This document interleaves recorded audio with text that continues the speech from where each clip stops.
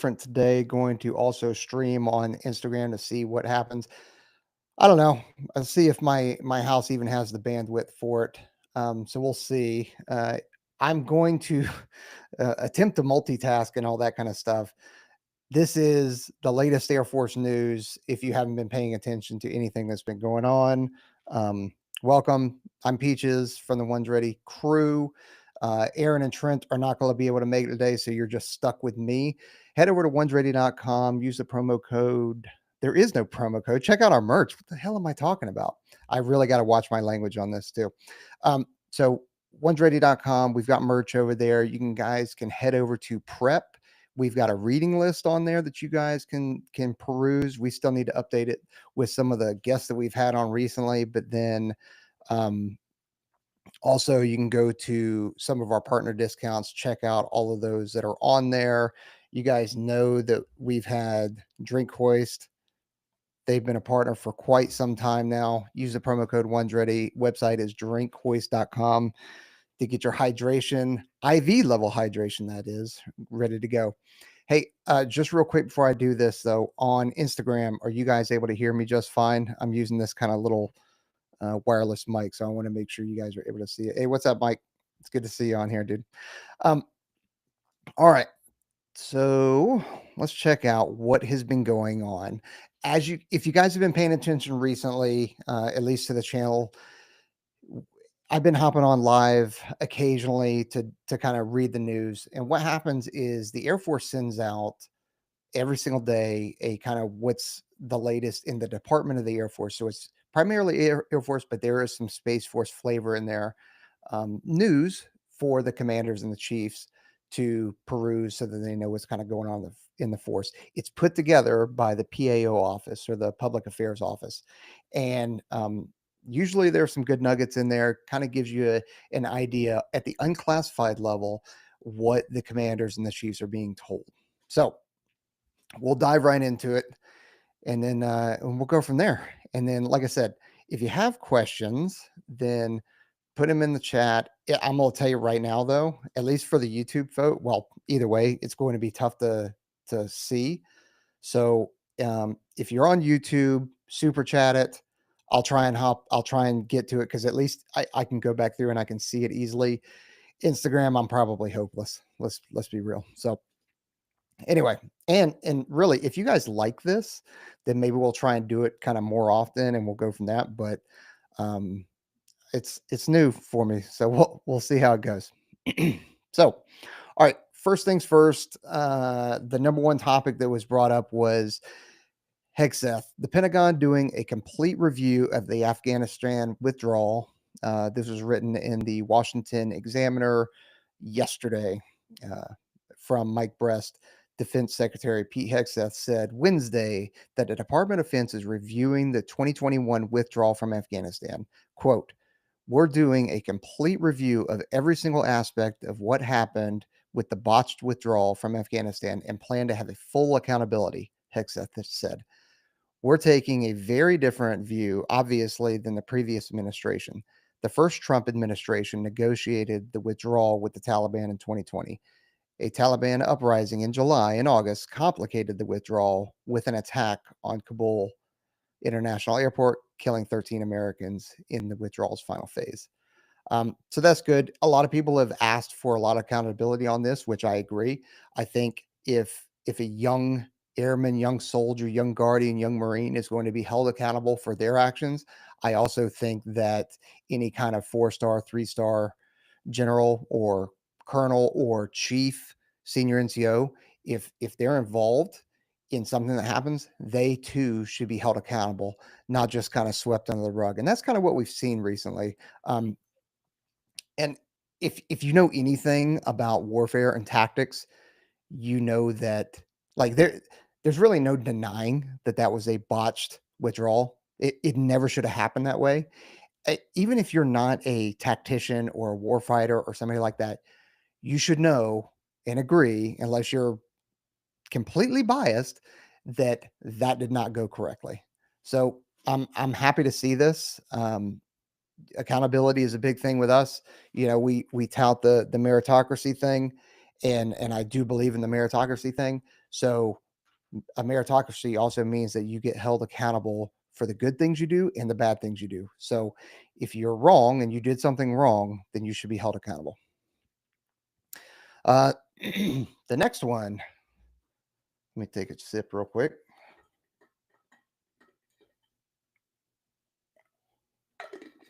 All right.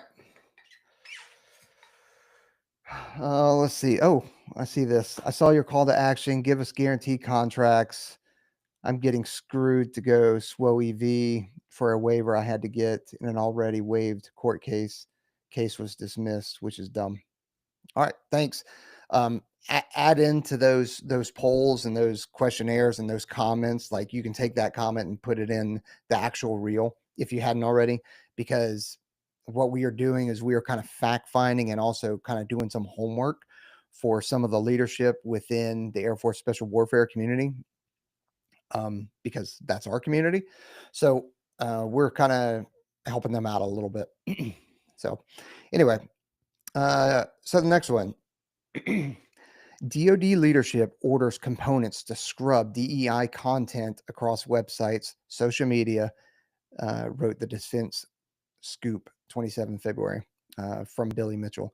The assistant to the Secretary of Defense for Public Affairs directed Defense Department components on Wednesday to remove any content related to diversity, equity, and inclusion initiatives and programs from their websites and social media platforms. The directive from Sean Parnell instructs DoD components to remove all, quote, news, lost my place, to remove all, quote, news and feature articles, photos, and videos that promote DEI. The defense media activity will support systematic content removal from the Defense Visual Information, DVIDs for you guys out there, but it's Defense Visual Information Distribution Service, which is like a big library that is categorized not very well because it's military and it's government owned, but it's essentially a big library where all photos and all videos that are in news articles and pieces that are produced by public affairs get put on. DMA will remove any DEI content still on component websites after March 5th, Parnell said.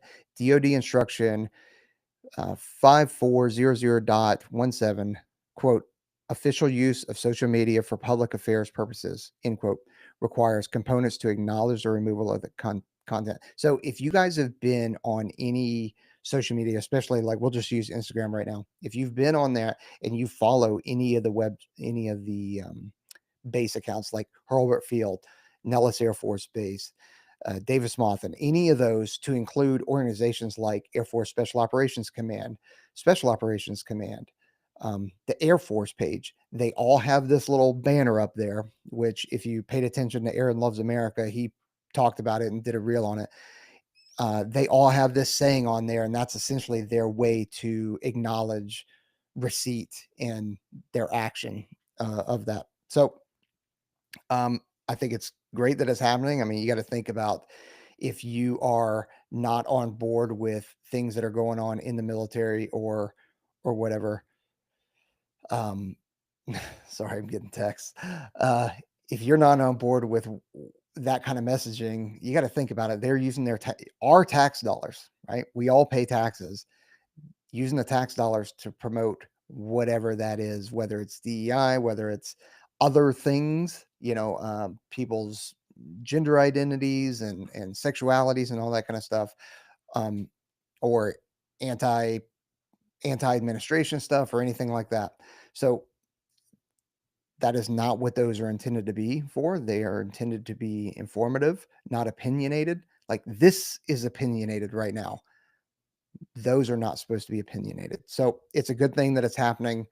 I'm here for it. And man, you guys have been put on notice. You guys have been, public affairs has been operating not, and granted, this is not all public affairs. Like most public affairs are really nice people and they do a good job, right? But there are still humans behind those computers and those phones and those messages and comments and everything like that that are putting stuff out there. And the government is supposed to be not the government, the military and the DoD is supposed to be nonpartisan. Like you're not You're not Democrat, you're not Republican, you're not liberal, you're not conservative, you don't espouse religious stuff. So the whole point of that is to do that, and that's great. Okay, you guys on Instagram, you guys are still talking about the contracts thing, which is great. I love it. Take those comments and those inputs and make sure you put them in the actual comment of the reel. That way we can use that stuff. Let's see. All right, that's my opinion on that. Anyway, next one is Pentagon orders transgender helps if you can read. Apparently I can't. South Carolina's education. Pentagon orders transgender troops to be separated from the military, wrote The Hill, 27 February 2025, Brooke Midgon. The Defense Department issued, excuse me, the Defense Department issued a warning, or I'm sorry, the Defense Department issued a memo Wednesday directing the removal of all transgender service members within 60 days.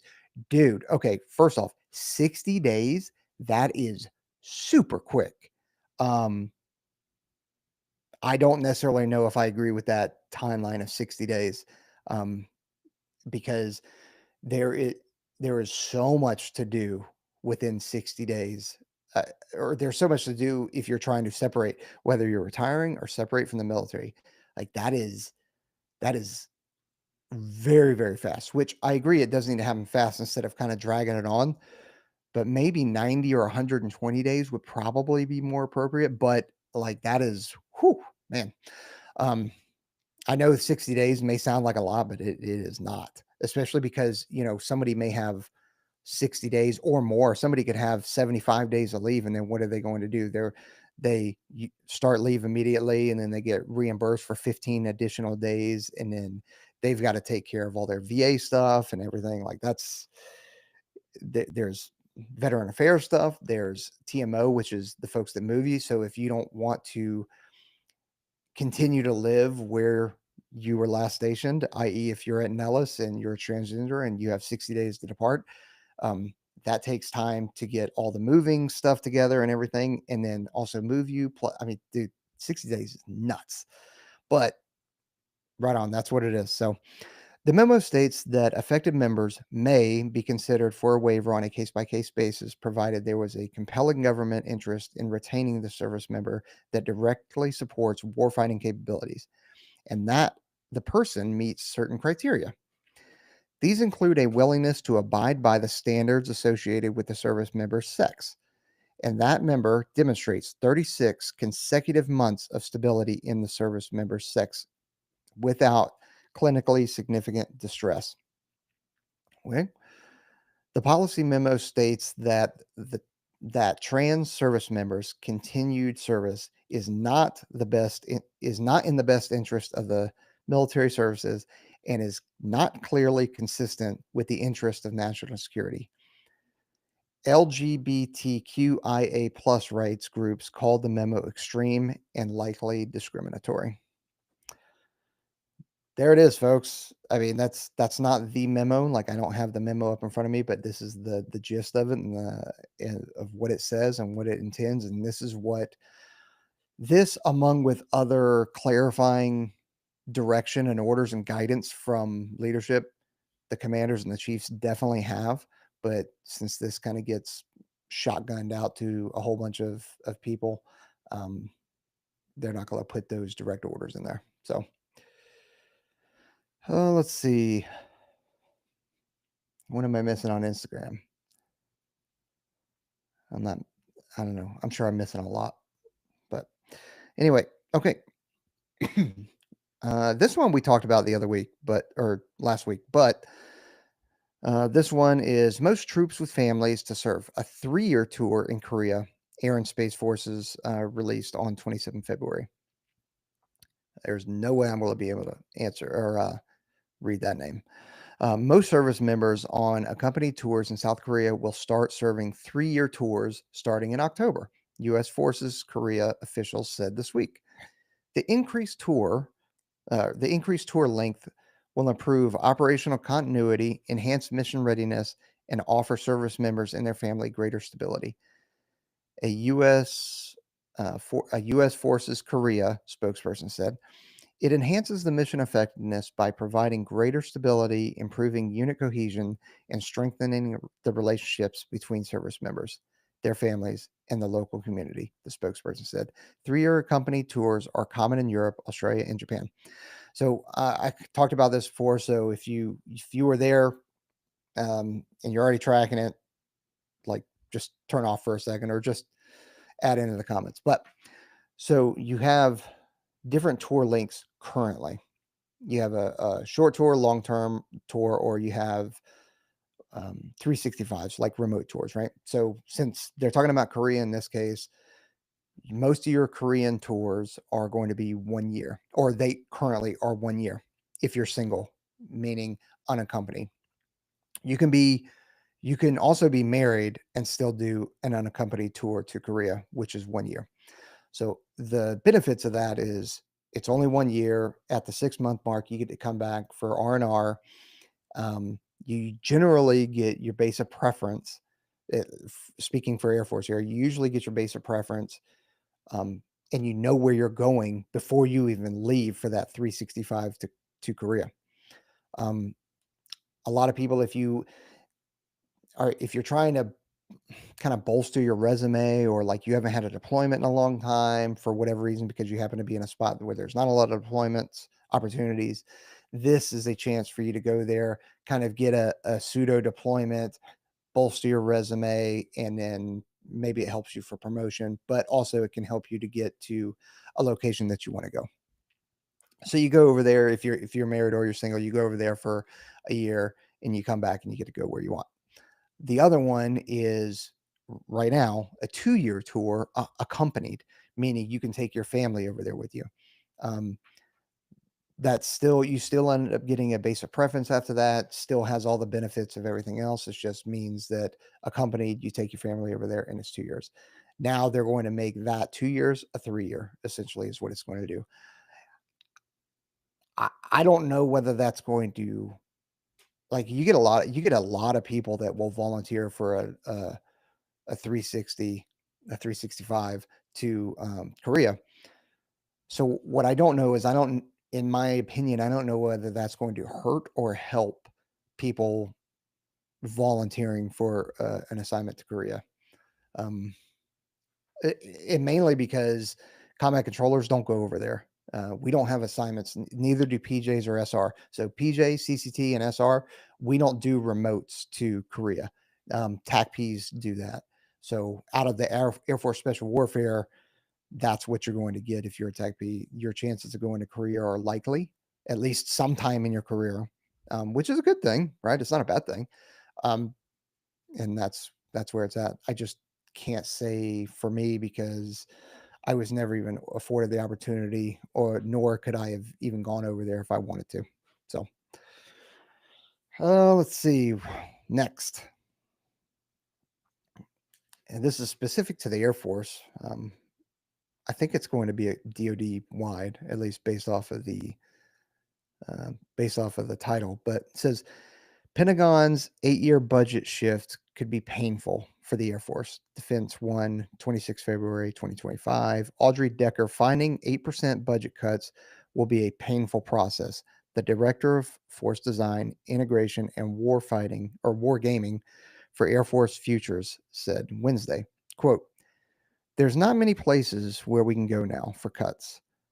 Major General Joseph Kunkel said, quote, "So an 8% cut to the Air Force is going to be painful. It's going to look really, really bad." However, Kunkel said he hopes the Air Force could use the opportunity to reprogram money into systems that will service the need for great power competition. Defense Secretary Pete Hegseth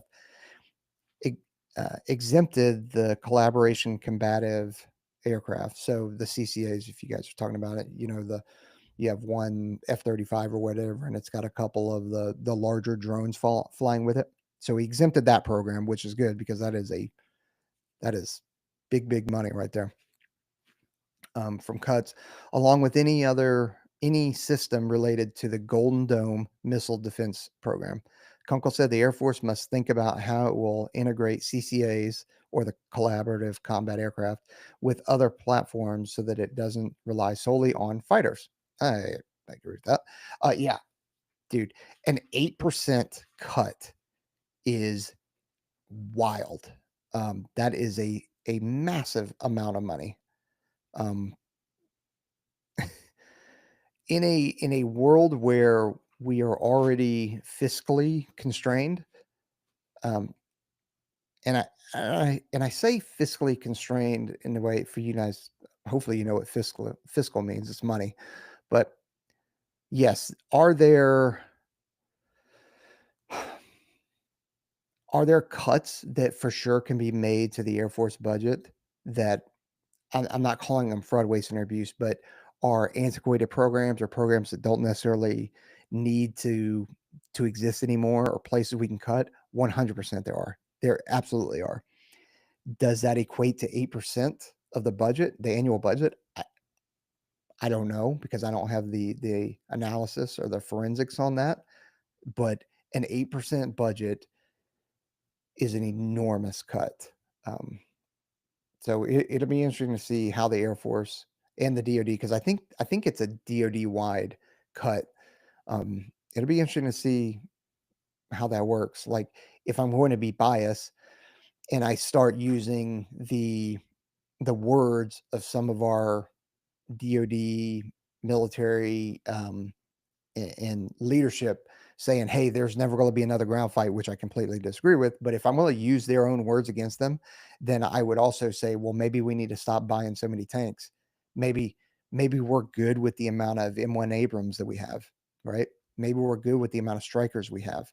So if we're really going to say that kind of stuff and believe it and be true to it, then and you're going to cancel my A10s, right? By death by 1,000 cuts, then maybe let's start shit canning some of the tanks and getting away from that ground war that you say that we're never going to get into again. So anyway, that was a little bit of a rant. Let's see. U.S. and Canada conduct air defense drills on or in Greenland as Trump pushes for control. Fox News, 27 February. Anders Hagstrom, U.S. and Royal Canadian Air Force aircraft conducted a joint drills in Greenland as part of the Operation Noble Defender earlier this month. North American Aerospace Defense Command officials said the exercise demonstrated airmen's ability to operate, quote, in one of the most austere environments in the world, end quote. If you guys haven't operated in the Arctic, it is tough. It is tough on equipment. Same with extreme heat in the desert too. That is difficult. Said Lieutenant Colonel Matthew Shimo, who praised Denmark's support of the exercise. Danish Prime Minister Frederickson, maybe, has rebuffed calls by President Donald Trump to sell Greenland to the United States, but has expressed willingness to allow a larger U.S. footprint in territory. Yeah, okay, cool. Next one, Skyraider 2, Air Force Special Operations unveils name for new aircraft with nod to attack planes used in Korea and Vietnam. Stars and Stripes wrote on 27 February. Corey Dixon, the OA-1K armed Overwatch aircraft will be named the Skyraider 2. Air Force Special Operations Command officials announced Thursday. AFSOC Commander General Michael Conley said he's excited about the new aircraft, adding, I think we have a capability that's only ours, and we are going to have the capability to shape that into something that is the rest of the nation might not even know they need right now. The Government Accountability Office, or the GAO, has questioned whether the OA-1K program makes sense as the Air Force pivots away from the counterterrorism operations. But AFSOC officials said the aircraft will prove useful in supporting special operations. Okay, so here's where you're going to see my bias, right? Obviously, I spent the last 25 years in special operations, doing business and all that kind of good stuff. So, it's so obviously I am going to be biased on this. So the Air Force is taking away the A-10. They've wanted to they have wanted to take away the A-10 for years now, like a really, really long time, even to before the Gulf War. And then the Gulf War happened, and they said, "Holy cow, this is amazing." then they wanted to take it away, and then 9/11 happened. Then they brought it back right back in, right? So the Air Force wants to do that. Recently they've decimated the maintenance and the funding for A-10s, so it is difficult for them to find parts. It's difficult for them to get things airborne. They are cannibalizing other A-10s to make sure A-10s fly, and that's kind of the way they've been doing things because there is still a requirement for close air support on the ground. And as much as the A-10 is amazing at close air support, there are other capabilities that it has that, even if it's not in, directly in the fight because it can't get in because of the threats, it still has, I'm being careful here, it still has the capability to provide mission impacts even outside of a close air support role. So, what are our other CAS air platforms, right? F-16s, F-15s, B-1s. You can maybe it's a stretch, make the argument for F-35s. And granted, we had Juan Bier on and we were talking to him about it. And okay, it's a mindset, not necessarily an aircraft, which I do agree with, because the human is more important than the actual platform they're flying. And if they have the mentality and that kind of ground centric mentality, then they can help in a close air support scenario. However, there's still, like, when you count 181 bullets out of an F-35 versus, thousands of 30 Mike coming out of an A-10, like, there's a big difference. So when we start talking about an AFSOC Skyraider, an AFSOC owned Skyraider 2, the OA-1K, like, it seems like a pretty sweet gig that is, and I don't know how they'll task and organize this, but if it strictly sticks within AFSOC and supports AFSOC and SOCOM entities, which is what it would do because it's AFSOC, um, it could be pretty sweet. Now, what I don't know, and here are the other things with it, because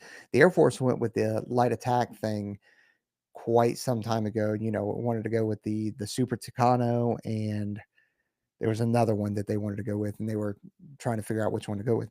The problem with that, like, it's a pretty sweet aircraft, but the problem with it is in high elevation and during the summertime, with the air gets thinner, that thing, when you load it down with some kind of pod or sensor, um, a single GBU-12 and some 50 cal and the armor that you're going to put on it that is required to have on it, the thing can't even take off. So you had to, now maybe it can take off in the winter, but most of the time it cannot take off in the summer due to the air being so thin. So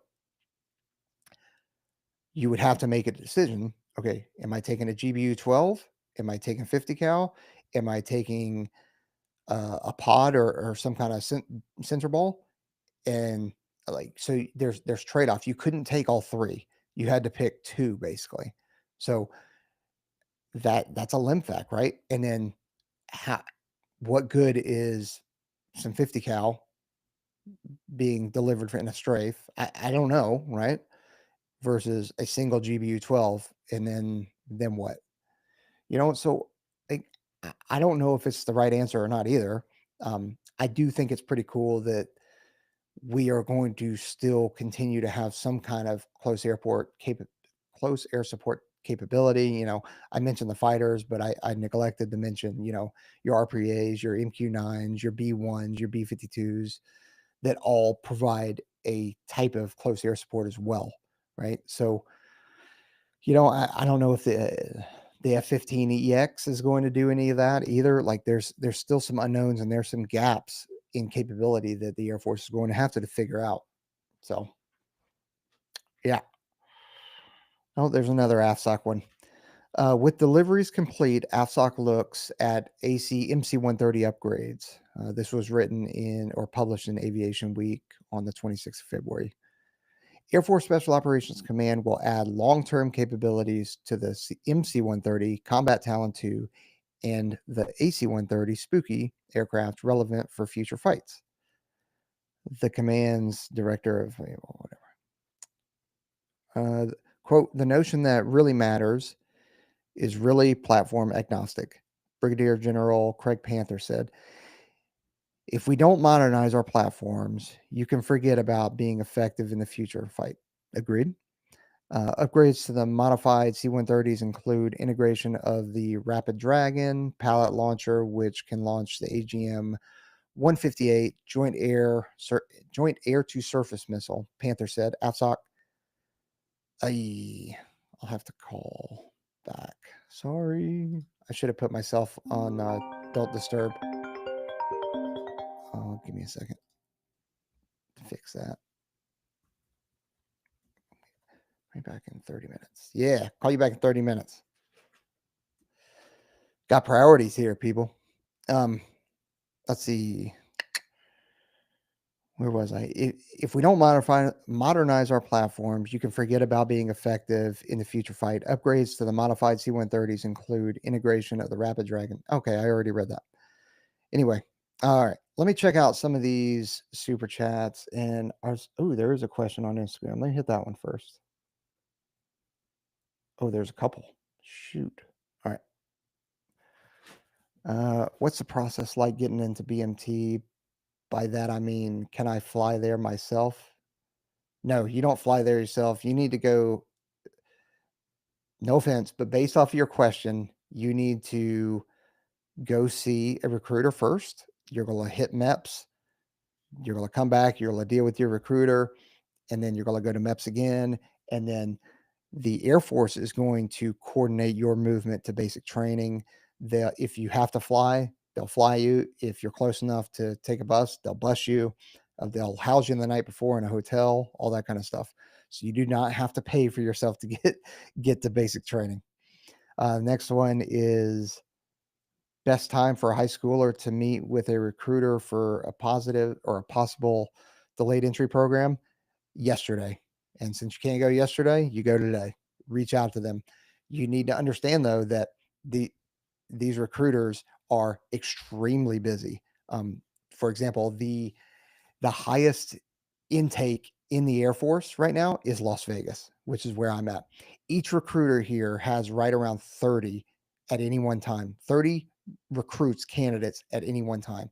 So they're always on the phone. They're always answering emails. They're always answering DMs and all that kind of stuff. So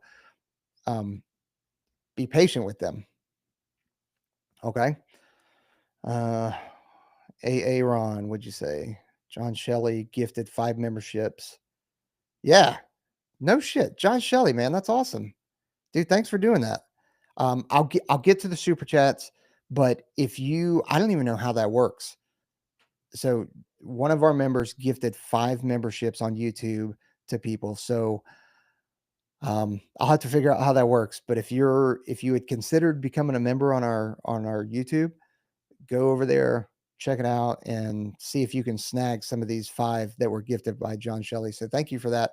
John, shoot us an email. I'm sure you already have my email, and we'll get your shirt out, man. That's awesome. Thank you. Okay, let me finish these questions on Instagram. When do I qualify for an Air National Guard VA home loan? Probably upon, I don't know for sure, but I'm guessing that it is probably once you get your AFSC, your Air Force Specialty Code assigned to you and you've graduated, not just basic training, but your tech school. I'm guessing though, I'm not sure. Let's see. Going enlisted with a degree rather than commissioning. Yeah, people do it all the time. Our enlisted force is extremely educated right now.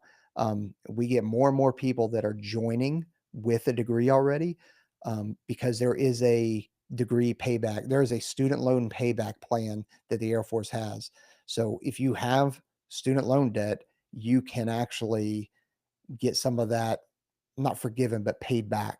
And then if you're almost done with your degree and you're like, dude, I just got to get out of here and I have no interest in going further in debt, or I just need to get out of here, join the Air Force, then use tuition's assistance to help pay for the rest of your education.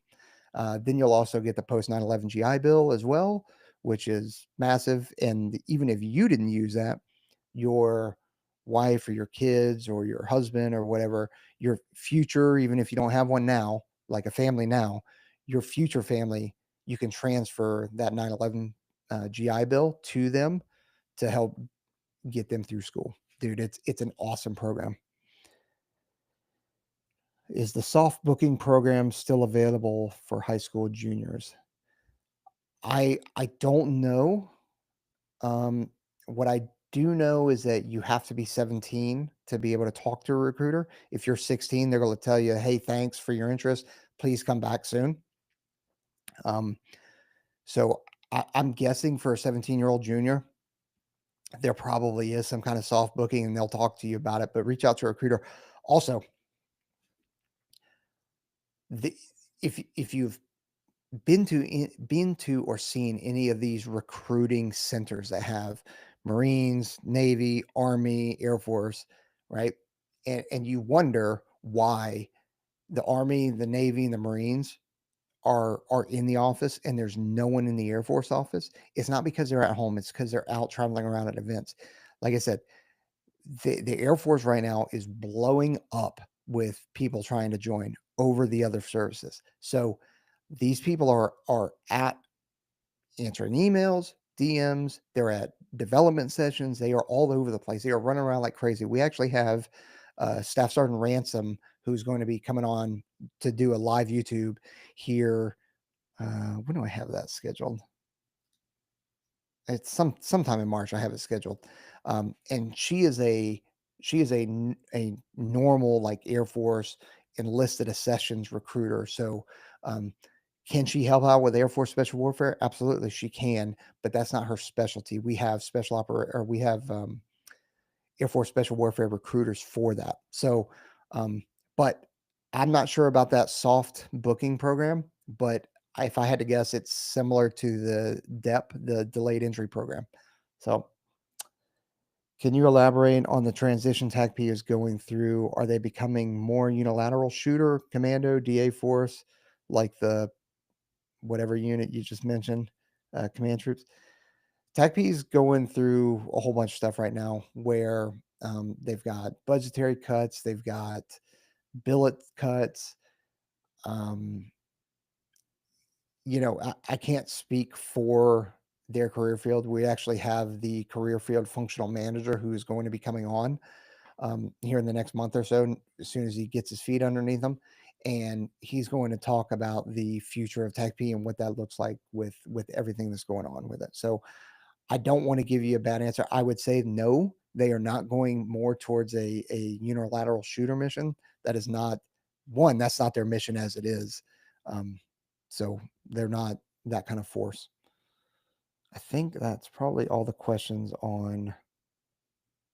Yeah, that's all the questions on Instagram. Let me hit some of these on YouTube. All right. Benjamin Woodard, dude, tier 3, awesome. Thanks, dude. John Pierre, member for 8 months, tier 3. Congrats. Thanks, John. I appreciate it. I wasn't going to say anything about it, but I have a feeling that Aaron probably said something about it, didn't he? I don't know. I don't see anything on it, but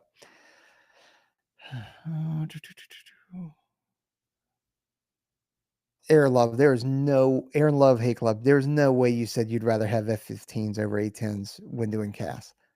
Come on. Really? You sure about that? You sure about that? Let's see. Oh, snap. So that's how it is. So there the 5 memberships that John Pierre gifted looks like you can snatch them up. That's awesome. Dude, thanks again for that. Let's see. Let me try. You're fighting. Thanks, John. I appreciate it, buddy. But I'm not going to talk about myself on this one. Yeah, March 14th. Sergeant Ransom's going to come on and we're going to do it live. We're going to do it live and then go from there. All right. Let's see. What else is going on in the news here?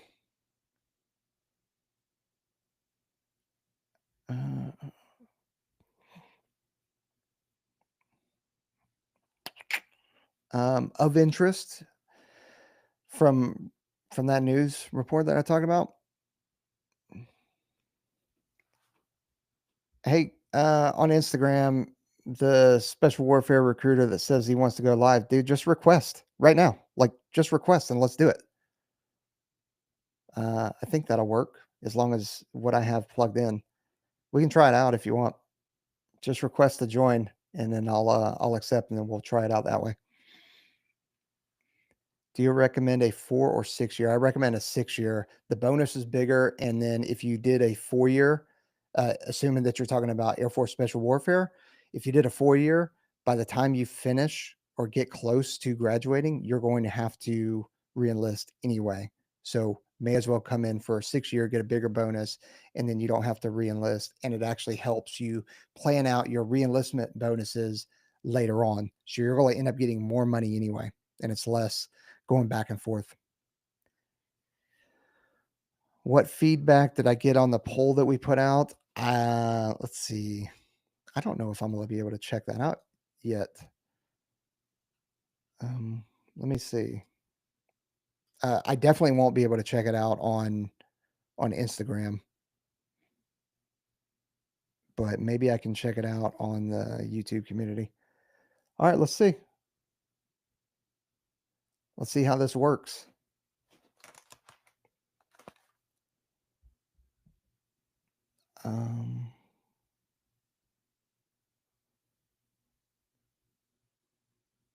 Oh, hey, what's going on, man? Oh, I'm not going to be able to hear you. Hold on a second.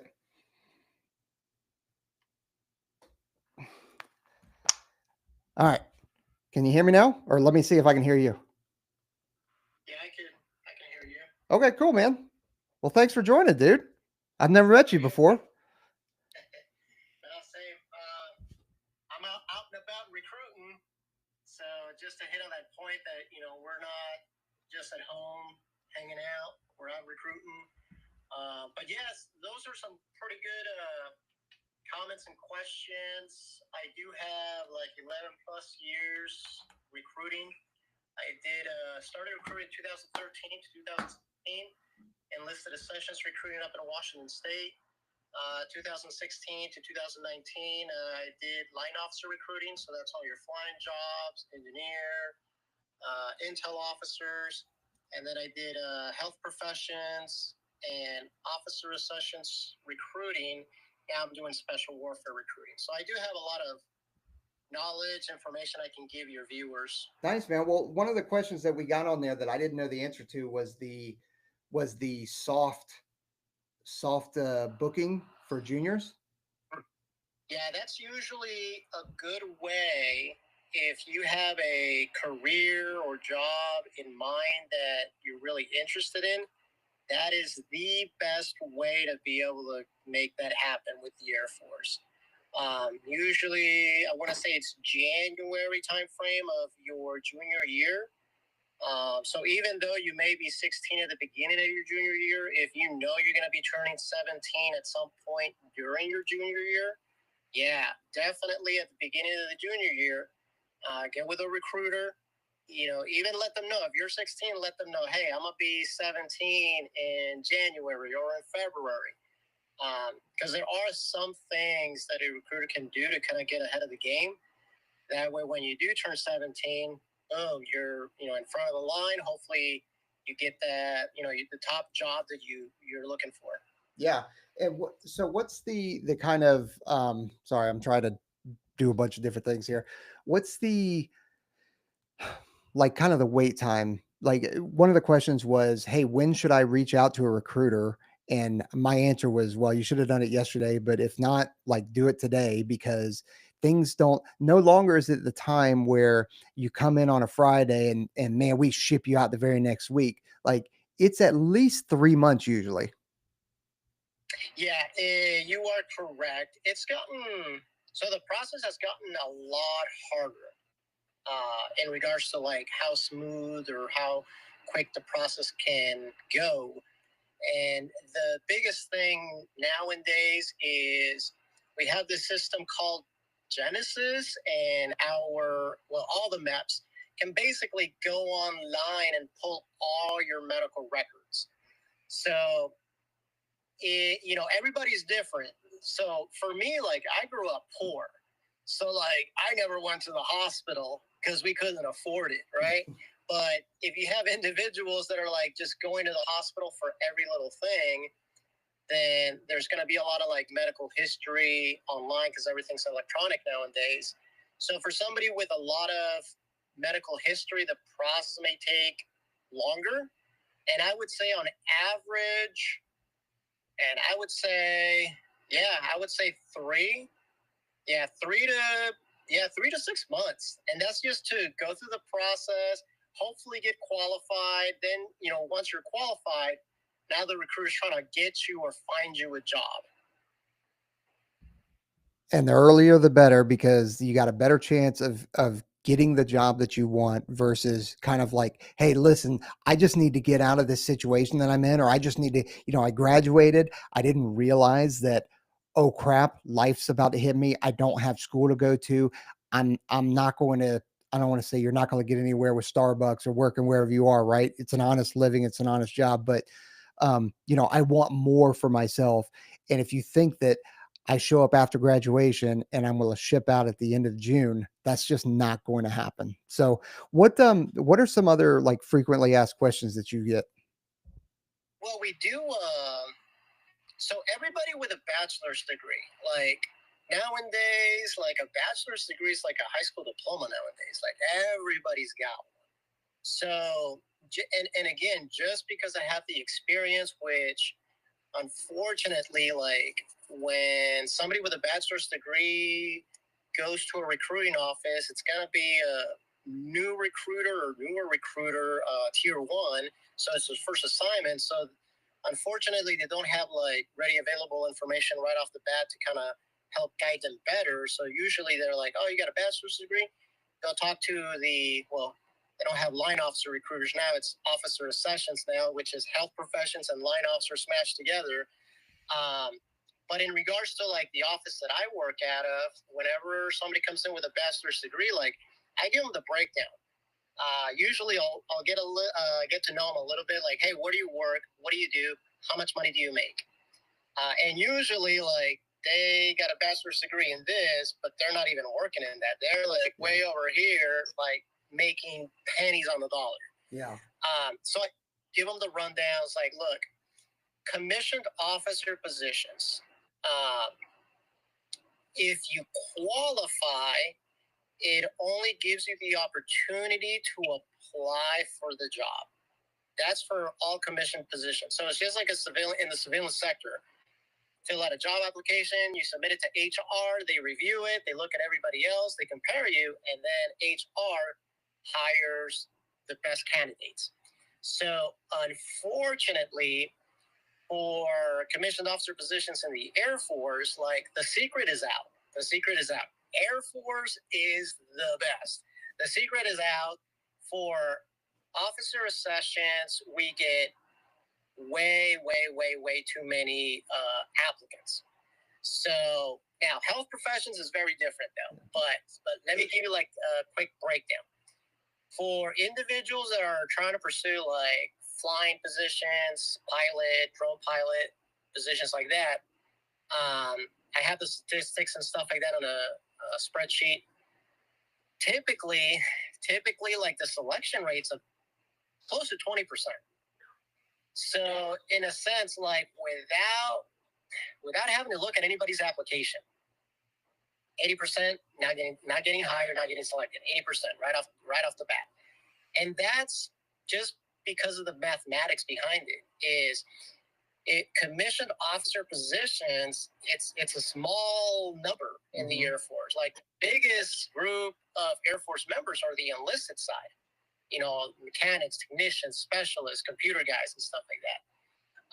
And then we go over to the non-flying jobs that are non-medical. Those ones get a little harder to get selected for. I would say those ones selection rate is probably between 5 and 10%. And again, that's just strictly based on the mathematics. Like the secret is out. Air Force is awesome. Not perfect. I ain't saying it's perfect. Like there's some things I don't like, to be honest with everybody. But overall though, like it's the best. I love it. I love it so much that I got out. Like I got out after 6 years and came running back. So, so yeah, for the non-flying jobs, for health professions, like selection rates are good. Selection rates are good. So anybody out there listening, like if you're going to college for something in medical to commission to get a bachelor's degree or a master's, a PhD, depending on what specialty you're going for, yeah, definitely get in touch with the Officer of Sessions recruiters that manage the health profession sides. You guys are going to have a really good shot of actually getting selected to commission in the medical fields. The other ones is just, it's very competitive. Oh, another gem of knowledge. Anybody starting their college and you're planning on wanting to commission with the Air Force, hands down, electrical engineering degree. I cannot stress that so much. Actually, my son right now, like he's a high school senior. He's going to college for electrical engineering. If you have an electrical engineering degree, applying to work for, in that job, whether it's Air Force or Space Force, last time I checked, like selection rate was really high. I would say like 90%. Ooh. Like you got an electrical engineering degree and you want to commission in the Air Force or Space Force, very, very, very high chance of selection.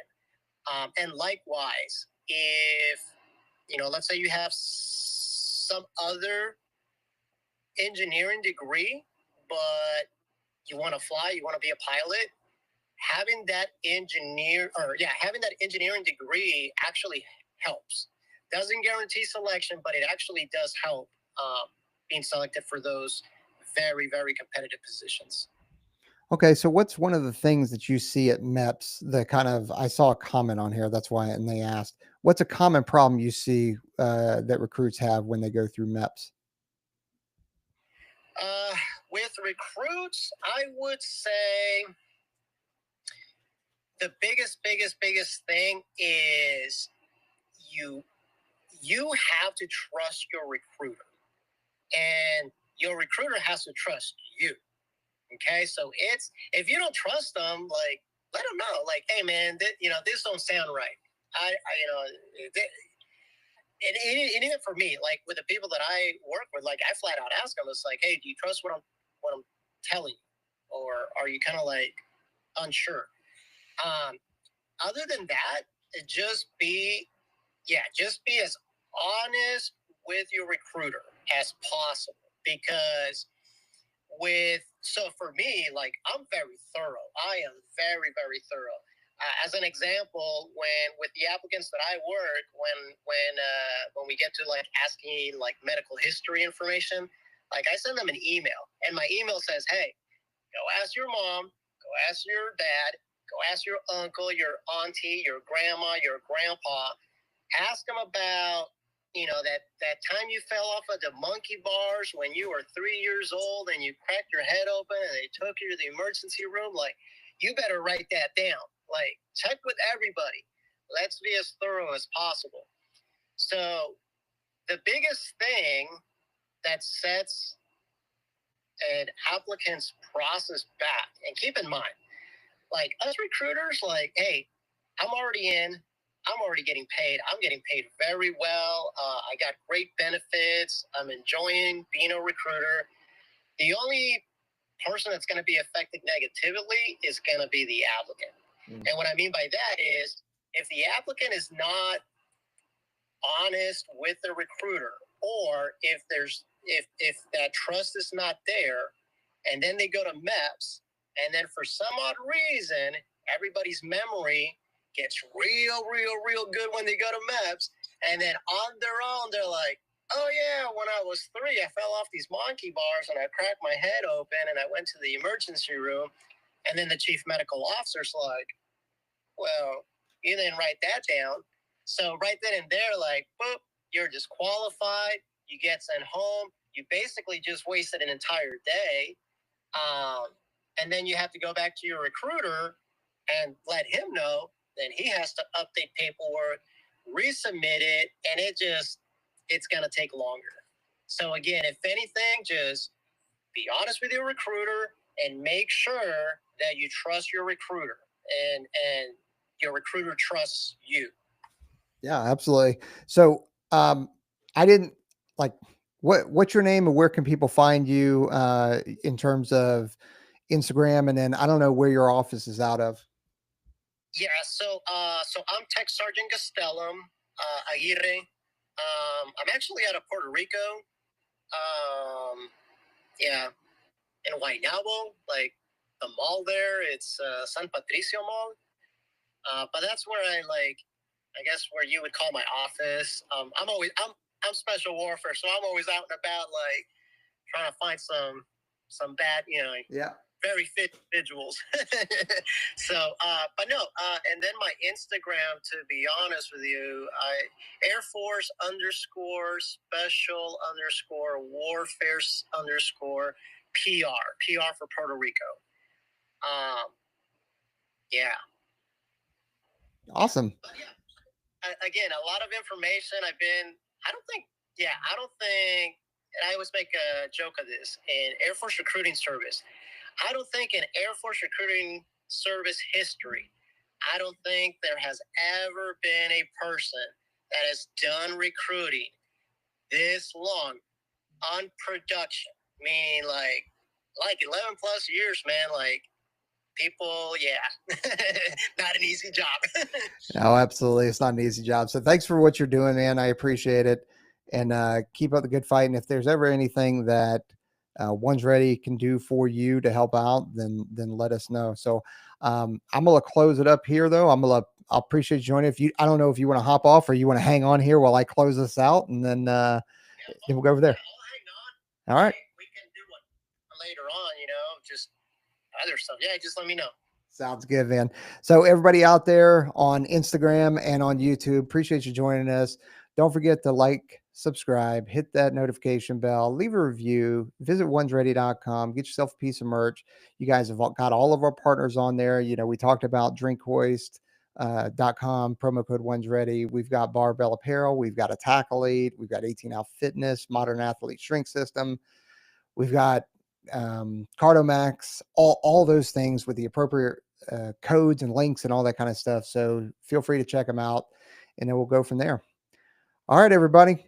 We're out here. Later.